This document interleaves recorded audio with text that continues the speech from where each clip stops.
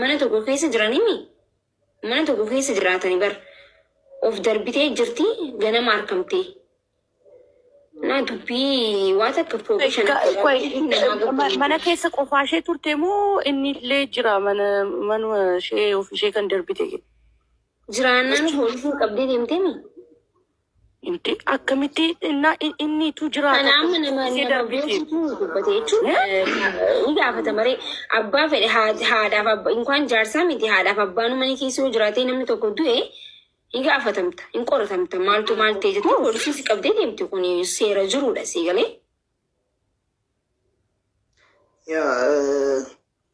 Gana mulu akkamitti galgala of darbiteetiin halkan ganama reefkisii argame jechuun maal jechuudha?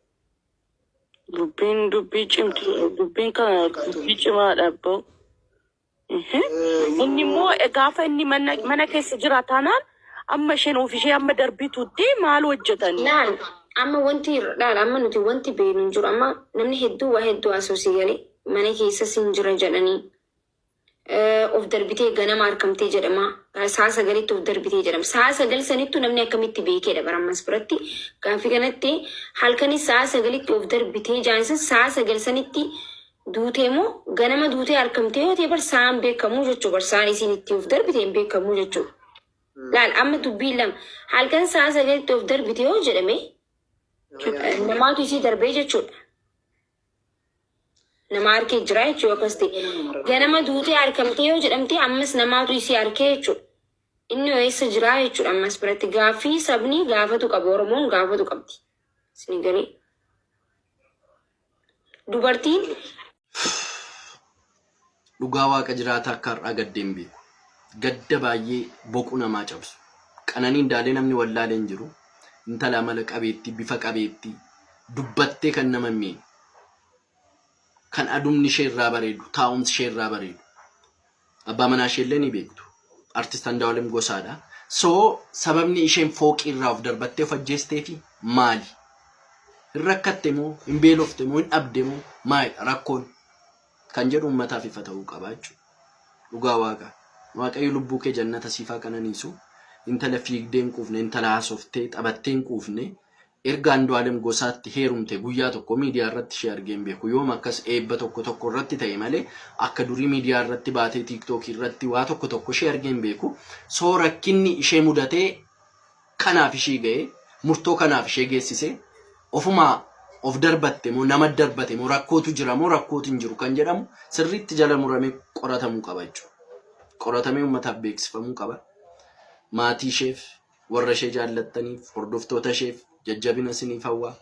Lubbuu kee Waaqayyo siifaa qananiisu waan jedhu hin qabu. Dhugaa Waaqayyo baay'een gadde. Baay'ee. Garuu dhugaa mucattii kana ba'uu qaba. Sababni isheen fooqirraaf darbatteef, sababni isheen murtoo kana fudhattee lubbuu ishee gaballeessitu geesseef dhuguma ofiishee of darbatte moo nama tochirraa darbate moo rakkootu jira moo mana keessa rakkootu hin jiru kun uummataaf ifa ta'uu qaba. Lafa nagaanaa wala እንግዲህ ከቤት ውስጥ ነው ራሷን የጣለችው ከአምስተኛ ፎቅ አይደል? 9 ሰዓት የት ነው የወጣችው? እሱስ ቤት አለ ወይስ የለም? እሺ 9 ሰዓት ነው ወርቃ የተገኘችው ወይስ ጠዋት ነው ወርቃ የተገኘችው? ማን ነው ሲያያት? ይሄንን የሚያወራው ልጆች ነው የሚያወሩት አይደል? ያያት ሰው ነው የሚያወራው። ስለዚህ ይሄ ነገር እንዴት ነው ብሎ መጠየቅ አለብን። ስለዚህ ነገር መጠየቅ አለብን። አከ ቆረተሙ ይሄ ነገር ምርመራ እንዲደረግበት ህዝብ መጠየቅ አለበት ብዬ ነው የማስበው። እንዳትለቋት። ምክንያቱም ብዙ ጊዜ እንደዚህ አይነት ነገር ሀፕን እያደረገ ነው። በቀደሙን ከወለጋ የመጣው ያ ኮሜዲያኑ ልጅ ሆቴል ቤት ውስጥ ድፍት አድርገውት ልጁ ሬሳው ራሱ ሆስፒታል ሳይደርስ በፊት ሆቴሉ እየሰራ ነበር። ሬሳውን ብቻ ነው ያወጡት። ሆቴሉ እየሰራ ነበር፣ እየተንቀሳቀሰ ነበር። እርስ በርስም ችግር አለ፣ ብዙ ችግር አለ። አርቲስቱ ጋር ያለው ችግር በጣም ያስጠላል ሲሰማ ራሱ። እኔ ዋዱ በዱ አየ ማኪ አከም ነገ ጂጂ እንደነሽ እና በጣም ያሳዝናል። ባየነ መገድስ ዱት ፖለቲከኛ Qananii I think maakinii yaadatta waggaa lama dura live illee nu faana galtee haasawaa oolte. በጣም ሳይበ ቱሬ መሌ baay'ee waliin haasawna turre live kanarratti. So ani roommate ishee nan beeka mucayyoo waliin galaa turte sana odoo gurbaa kanatti hin galiin dura jechuudha. So baay'ee illee akka reebamaa turtellee dhageen jira 100% illee ergitanya miti garuu akkasiin reebamaa turtellee social media illee akka live hin galleellee dhorkamuu ishillee nan beeka. Ani abaluutu ajjeese jechuun hin jiru garuu no social media dhugaa micayyoo kana dubartoonni Oromoo falmuufii qabdu. Dhugaa dhiigni ishee akkanatti dhangala'ee hafuu hin qabu. Isin irraa investigationiin kun akka iddoo gahee dhugaa mucayyoo kana akka bahu irratti dalaguu qabdani. Dubartoonni Oromoo specially amma maqaa mucaatu bada maqaa abaluutu bada abaluutu ajjeese hin jedhiina jedhanii dhukkaamsanii darbuu barbaadu namoonni baay'een jechuudha. Oromoon yeroo baay'ee dhugaa baasuu irratti hin hojjetu. Dhiiga ijoollee meeqatu dhangala'ee hafe. Micayyoo Jimmaa sanallee ni yaadattu ta'e intala Jimmaarra fooqirraa hoteelarraa darbatamtee duute jedhanii ishiillee dhugaan ishii tombayin hafe achumaan akkasuma ukkaamsanii dabarsanii jechuudha. So isini dhugaa mucayyoo kana hin ukkaamsina falmaa fi justice for Qananii jedha. Dhugaa mucayyoo kana barbaada. dhugaan bahuu qaba. Ana akka yetti waan baay'eetu dhaga'amaa jira. Waan baay'ee jira. Garuu haga ergitanyaan taanee ittiin dubbadhu jeen dhiise malee mucayyoon baay'ee akka miidhamtee turte nan beeka. Dhageetiin jira. Ni jira bar wanta beenu ni jira bar wanti beekamu ni jira bar wanti jiru ni jira. Dubbanna barni dubbachuunuma dubbanna garuu qorannoo maal akka himan dhaga'uu barbaanneeti. Sani tokkoffaan sani lammaffaan immoo namni amala lama qaba. Namni artistiinis ta'e feemasiinis ta'e amala lama qaba. Namni isin amala gaggaarii argitanii fi miidiyaa duuba immoo amala isaan qaban hin beektan jechuudha. የሰው ልጅ ሁለት ገጸ ባህሪ ነው ያለው። ሚዲያ ላይ ያለውና ከሚዲያ ጀርባ ያለው የተለያየ ነው የሰው ልጅ። የሰው ልጅ ሚዲያ ላይ አይተ ጥሩ ነገር ሲሰራ አይተ ይሄ ሰው ጥሩ ነው ምንም አያረግም ልትል አትችልም። ከሚዲያ ጀርባ ሌላ ሰው ነው ሰው ማለት ነው። ስለዛ መፍረድም አንችልም። እስከ መጨረሻው ምን እንደሆነ እናያለን። ከዛ ደግሞ እኔ ከኔና አይቹ ያደቀብን ነው እንትልኝ ዱበርቲ ደዋን ፈደሌተው አናከስ ያደ እንደዛ ነው የሚሰማኝ። እንዴት ናችሁ? ሁላችሁም ደህና ናችሁ? እኔ እግዚአብሔርን ነው የምላችሁ።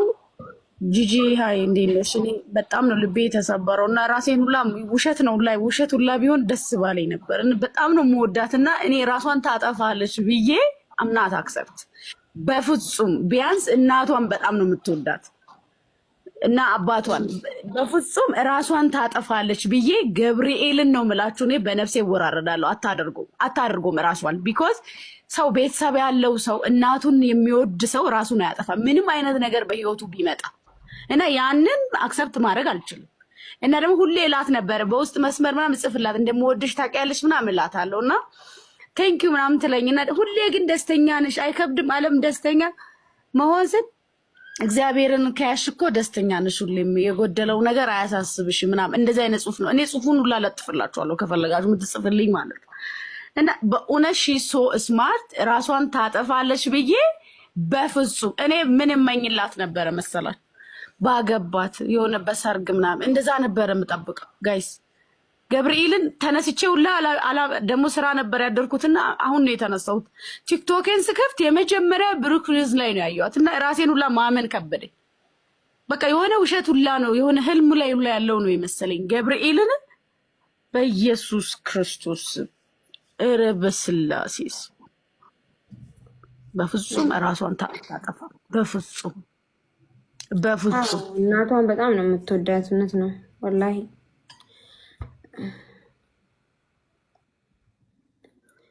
ዱቢን በርኑ ዲብዲ በርጋይስ ትዝ ይላችኋል? በፊት ራሱ ሲጠባበሱ ምናምን ከሆነ ሰው ጋር መሳሪያ እንትን ተባብሎ ነበሩ።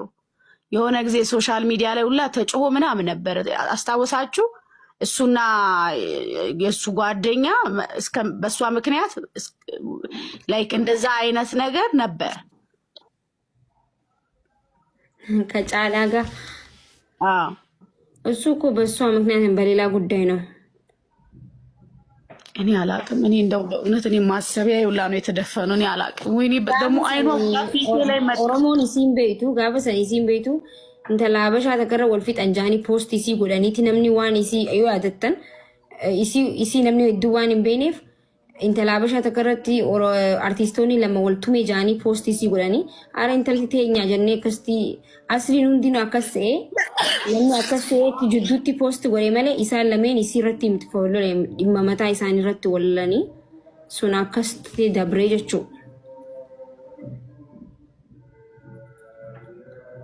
namni isii dhajani post godhan waan isii tanama biraasanii teenyaas ta'u እና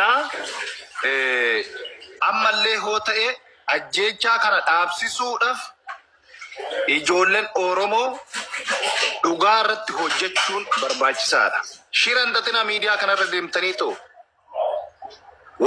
waan tokkummaadhaan hin dhaabbanneef abbaan fe'e keessattuu dhiirri Oromoo calma jedhee takka haadha isaa takka obboleettii isaa takka haadha warraa isaa tan ajjeesu waan isin hin balaaleffanneef balaaleffachuun dirqama jechaadha. Dhiirri Oromoo anan sitti mu dhiirri Oromoo dubartii haadha warraa keenya ajjeesin. Obboleettiin tiyya takka kaleessa keessan nuftee cinqameen jiraa naan jette maal taate jennaan ilmi obboleettii kiyyaa mana waraanaa ture. Mana waraanatti baasnee finneetoo manatti galchineet haadha isaa ajjeese jedheetoo biraa deeme. Maaliif jennaan mana gurguri konkolaataa naa biti jedheeni. Haadha ofiit ilaalaka. Si ajjeese tan foon kee tan nyaadhaa jedheeni jira. Maallaa wayyaa naan jette. Ani haadha kiyya kana godhee miti seeratti fayyadama yoo seerri hin jirre immoo yoo hojjechuu baate immoo ani tarkaanfii mataa kiyyaatan fudhadhan jedheen. Amma maalan jedheeni ani waan si gargaaru hin qabu. Garuu ati dafteetoo fala itti fiduu qabdaa. Haati obboleettiin ta'e akka lubbuudhaan hin dabarreen jedheen. Dhiira Oromoo yoo lola barbaaddan ajjeechaa barbaaddan kinoo waraanni mootummaan jira deematoo qawwee hidhadhaa ta'u woboodhaan lola yookaan wobootti galaa qawwee hidhadhaa ta'u waraana yookaan faannottuu galaa deemaa nun galchu. Garuu dubartii Oromoon ajjeesinaadha. Bakka humna hin qabdu dubartiin humna hin qabdu yoo jaalatte chiitillee osirratti goote hiika nan biraa fuudhi bakka dhiiraa miti. Biyya Jarman keessatti artiistii akkam jaalannu gurbaa akkamii amala qabeessaa inaaffarraa ka'eetoo haadha warraa isaa dha'ee ajjeesee jira. Taajuu Shurrubbee hiriyaan keenya jechaadha. Adaamaa keessattis haati birrii kennuufii dinnaan ajjeesee baruma darbe kanaa miti. Harargee keessatti asiida irratti naqee miti. Biyya keessatti dhiirri Oromoo dubartii nama 8 ta'aniitoo dubartii wal bukkeetti gudeedan. Viidiyoon isaanii dheengadda gadi ba'e anatu gudeede tan jedhu qabamaniitoo jechaadha. Dhiirri Oromoo maaluma taatan baruma darbe kana keessa dhiira tokkoo fi dubartii takka dhiira lama ta'anii tokko viidiyoo waraaba. Uleedhaan tumaatoo bosona keessatti uleedhaan tumaatoo wal qunnamtii saalaa godhaa. Oromoo kanafaa balaaleffachuu diddanii beesan. Kanafaa balaaleffachuu dachee sochoosuu qabduu turtan silaa. Erga namichumti kun aangoo qabatee namni nama ajjeesaa seeratti hin dhiyaatu. Okay, seerri hin jiru jennee miti. Miidiyumaanillee maaduula hin banne maaliifi du'a akkanaa kana hin dhaabsisne. Kotta waliin haa dhaabsisnu waliin sagalee haa taanu hoosin hin jenne isin shira biraa tattu jechaadha. Mana keessa seenaa jira jechaadha kinoo amma akkanatti ilaala. Magaala Finfinnee keessa. Yoo gamtaa qabaanne mootummaan illee sodaate too dhugaa baasaa yoo gamtaa qabaanne dhiirri Oromootis dubartii ajjeesuu dhiisaa jechaadha. እያልኩ ያለው ራሷን ልጅቷ አታጠፋም ነው እንጂ እኔ ልጁም እንደዛ የሚያደርግ አይነት ሰው አይመስለኝም። እኔ አይ ሰውም እንዳለ እኮ ትላንትና አብሮ ናቸው። ትላንትና ፀጉር ቤት ራሱ ወስዷት ነበረ። በዛ ላይ ደግሞ ልደቷ ነበረ። ዛሬ ነው መሰለኝ ልደቷ። ሜካፕ ምናምን ተቀባብታ ስቱዲዮ ሄዳ ፎቶ ሁላ ተነስታ ነበረ። እንግዲህ ዛሬ የሚፖስት ፎቶ ነበረ ማለት ነው ያ ፎቶ እና ምን እንደተፈጠረ አይታወቅም። እውነቱ እንዲወጣ እኛውን የምንታገለው ትግላችን የእሷ እውነት እንዲወጣ ነው። ለምንድን ነው ይሄ? ሰው ጥሏት ነው ወይስ ራሷን ገላ ነው? በቃ ማለት ለምን እንደተፈጠረ ነው ማወቅ የሚፈልገው ይሄ ህዝብ። የሚፈልገው እሱ ነው። እሱን ለማድረግ ደግሞ ፑሽ ማድረግ አለብን። ታርጌትም ከሆነ በደንብ እናወጣለን፣ እኛ እናወጣለን። ታርጌትም ልጃችንን ታርጌት ለማድረግም ታስቦም ከሆነ አሁን ብቅ ስላለ አንድ አለች ደግሞ የተባለ አይን የሆነች አርቲስት ነው የኦሮሞ፣ እሱንም ታርጌት ለማድረግ ታስቦም ከሆነ እናወጣለን። አንተኛትም እኛ ኧረ በስመ አብ እናንተ ሰው ልብ ውስጥ የሚቀመጡ ሰዎቹን አየር ላይ የሚደፏቸው ግን ምን አስቦ ነው? በእናትሽ እንደዛ ያጫሉ ነገር እንኳን መሬት ላይ ሳይወርዱ የሆነ ምን እንደሆነ ምን ለልጆቹ እንኳን በእንደዚህ ምክንያት ነው ብለን የምናወራው ነገር ሳይኖር መልሶ ደግሞ በኢየሱስ በዚህ ዊርድ በጣም እግዚአብሔር በጣም ነው የሚያስጠላው። በቃ የዚህ ሀገር ነገር በቃ በጣም ነው የሚያስጠላው። በጣም ፋክ ብሮ በቃ ሰላም ዋሉ በእናታችሁ።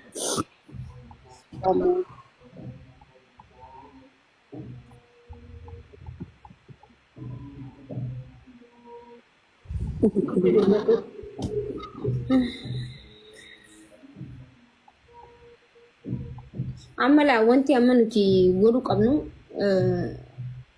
I don't know gaar laal gamas dubbachuun xiqqishoon ulfaata jechuun waan dho'isne እጅግ በጣም አሳዛኝ የተባለ ዜናን በዚህ ሰዓት ሰምቻለሁ። የአርቲስት አንዱዓለም ጎሳ ባለቤትና እጮኛው የነበረችው ሞዴል ቀነኒ አዱኛ በዚህ ሰዓት ህይወቷ ማለፉ በሰፊው እየተዘገበ ይገኛል። እጅግ በጣም የሚያሳዝን ነው። በዚህ በሶሻል ሚዲያ ላይ በሰፊው የምትታወቀው ቀነኒ አዱኛ ሞዴሊንግ ስራዋ በተጨማሪ ማህበራዊ ሚዲያ ላይ ንቁ ተሳትፎ በማድረግ የምትታወቅ ነች። አሁን ላይ ታዲያ ህይወቷ ማለፉን ሰምተናል። በዚህ ጉዳይ ላይ ተጨማሪ መረጃንም ወደ እናንተ የማደርስ ይሆናል። ለመላው ቤተሰቦቿ ለመላው አድናቂዎቿ እንደዚሁም ደግሞ ለመላው ኢትዮጵያውያን መጽናናትን እመኛለሁ። ነፍስ ይማር። ታያ ስላረፈች ለምርመራ ወደ ምኒልክ ተላከ። ጠዋት ለልጆች ስደውል ነበረ። ያው በቃ አሁን ሬሳው እዚህ ነው የሚል ነበረ ሀሳብ እንትን የነበረው። አሁን በቃ የምን ፎቅ ላይ ወደ ቤተሰብ ስለሚላክ ወደዛ እየሄድን ነው። የምን ፎቅ ነው? የምን ፎቅ ነው? አፓርታማ ነው የሚኖሩበት። እንዴት ሰው ከአፓርታማ ላይ ወድቆ ይሞታል ታዲያ? አይደለም አምስት ነው አሉ። ከአምስት ላይ ውጤት አልመጣም። ታዲያ አምስተኛ ላይ ናቸው። ውጤት አልመጣም። የምርመራ የሬሳዋ ምርመራ በነገራችን ላይ ጂጂ ትላንትና ቪዲዮ ፖስት አድርግታ ነበር እየደነሰች ማለት ነው። እና ምንም ነገር አይታወቅም። በጣም ነው ግን የሚገርመው። አማይ ኦፍ ደርቢቴሞ አይደል ነው ያ ብቻ አይደለም እኮ ዛሬ ልደቷ ነው። ሜካፕ ስትሰራ ፀጉሯን ስትሰራ ምናምን ነበር አሉ ትላንትና። እሱ ራሱ አብሯት ነበር አሉኝ።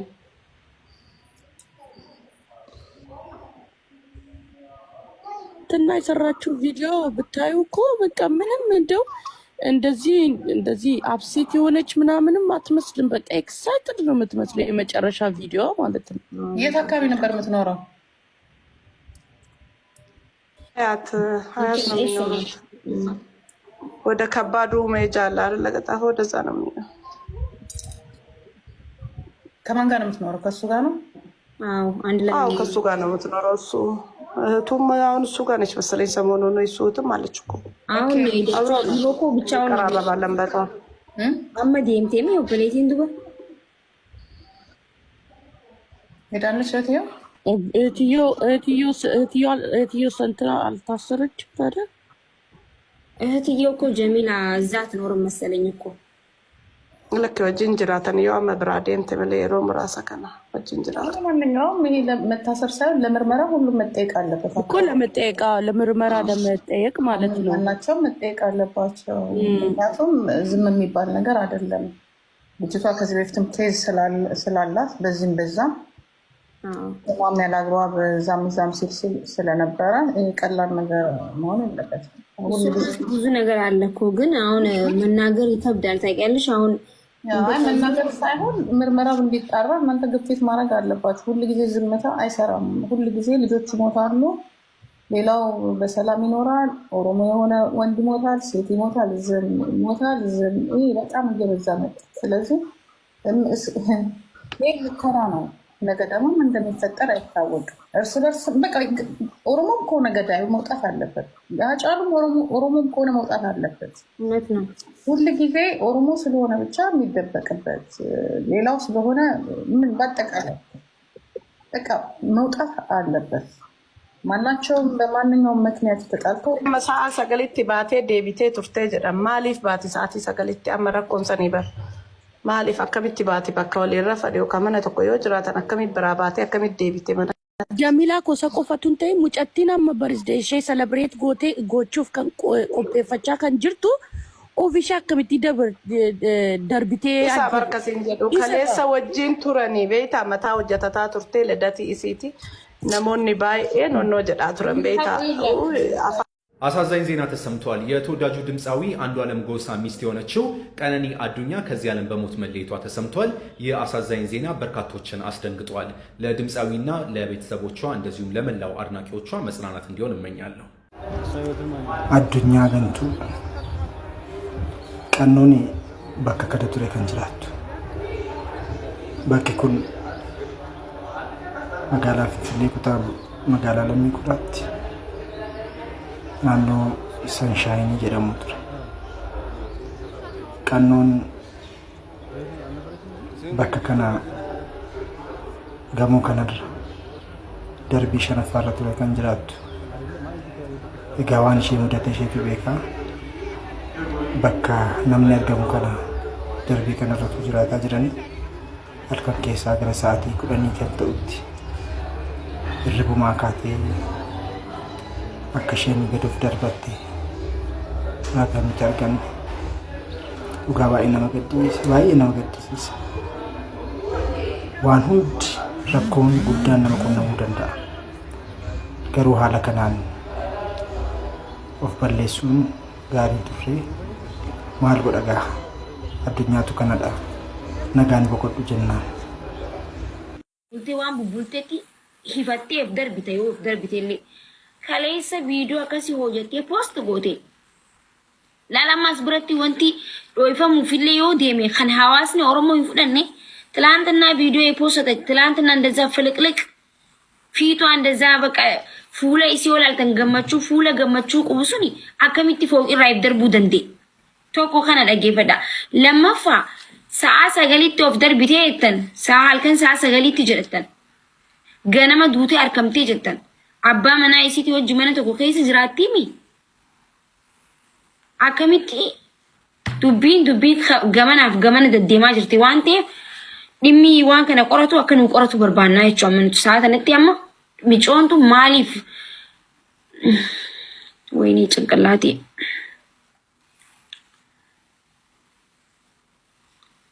bakka hawaasni nama meeqa dhugaa nama meeqaa dhabnee jirra. Wallaahi billaahi dhugaa micoo tanaa bahuu qaba Oromoo. ሚኮኮ ማይኪኮ እንዴት ነሽ ልቡ? እንዴት ሰው እንዴት በአንዴ ትላንትና ቪዲዮ ሰርቶ በአንዴ ከፎቅ ላይ ተወረወረ ይባላል? ምን ጉድ ነው እንደዚህ? እኔ ቪዲዮዋን የፖስት የመጣሁት ፌስቡክ ላይ ፊቷን ውስጥ ፊቷን አሁን እኮ የሆነ ሰው እኮ ሴቶች ስንባል እኮ እኛ ሴቶች ኦሮሞን ህይወት እንደዚህ ነች። ትናንትና ይቺ ልጅ ቪዲዮ እየለቀቀች ነበረ፣ ቀነኒ አዱኛ ማለት ነው። ስላማሟታም ብዙዎች እየጠየቃችሁኝ ትገኛላችሁ። ነገሩ በፖሊስ የተያዘ ስለሆነ እኔም ታዲያ ሚኒሊክ ሆስፒታል ተገኝቼ አስክሬኑ ያለበት ቦታ ማለት ነው ነገሮችን ለማጣራት ሞክሬ ነበረ። ነገር ግን ፖሊስ የሚሰጠውን መግለጫ ተከታትዬ ወደ እናንተ የማደርስ ይሆናል። አንድ ነገር ግን አለ፣ ህይወት እንደዚህ ነች። ትናንትና አለን፣ ዛሬ የለንም። እኛ እንባላለን፣ እንጋደላለን፣ ነገ ዘላለም የምንኖር ይመስለናል። ነገር ግን ሟቾች ነን። ለቀነኒ አዱኛ ነፍስ ይማር፣ ለአንዱዓለም ጎሳም መጽናናትን እመኛለሁ። መላው ቤተሰቦቿ፣ ወዳጅ ዘመዶቿ፣ አድናቂዎቿ በድጋሚ መጽናናትን እመኛለሁ። ነፍስ ይማር። ኦቦሌቲ ኬኛ ቀነኒ አዱኛ gamoo shanaffaarraa of darbattee yaada jaamuutu kaayame. Qananii Addunyaa haadha manaa artist Andu'aalem Gosaati. gadduudhaaf yoo ta'e uummanni Oromoo musliimaatis lubbuu kichuun talasaa kan waaqeffataattis lubbuu kichuun talasaa kan kiristaanaatis lubbuu kichuun talasaa hawwanii manguddoon dargaggoo fi shamarran Oromoo gaddinni irra onnee keenya cabeera obboleettii keenya dhabuu irratti. Kun keeyyata tokko.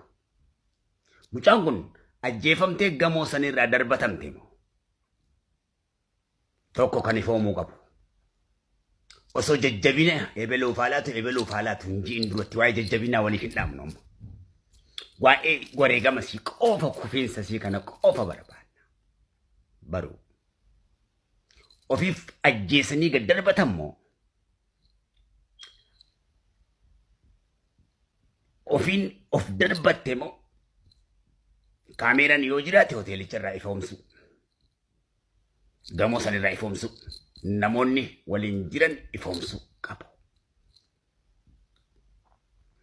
Namni ejjennoo hammana gayu akkamitti ofirratti fudhachuu danda'e kan du'aaf isa saaxilu akka namatti ejjennoo ofirratti fudhatu jechuudha. Akka durree udaananii dhoysuun hin danda'amu.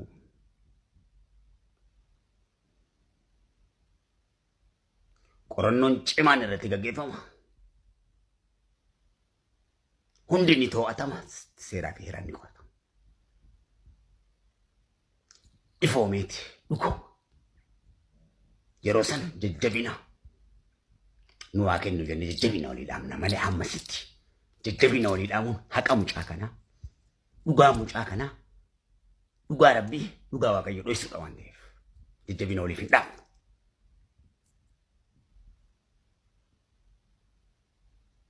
Maalirratti mucaan kun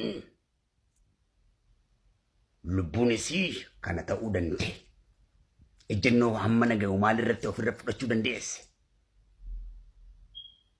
kana ifoomsuudha qaba. Abbaan ifoomsuu qabu. Uummata Oromootiif lubbuun talan Oromoodha.